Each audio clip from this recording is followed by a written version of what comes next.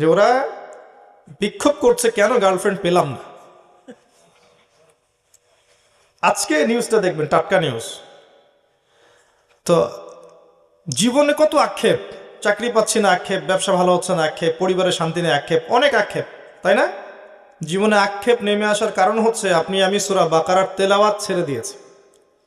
সূরা বাকারার তেলাওয়াত শুরু করেন, দেখবেন জীবনে বরকত নেমে আসবে ইনশাআল্লাহ।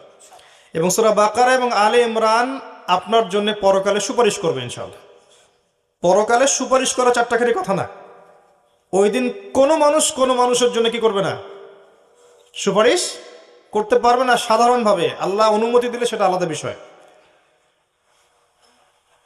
এই সময় নামাজ, রোজা, কোরআন তেলাওয়াত, কোরআনের সূরা, আপনার সাদাকা, শহীদগণ, ওলামায়ে কেরাম, নবী, তারা আপনার পক্ষে সুপারিশ করবে ইনশাআল্লাহ তাআলা।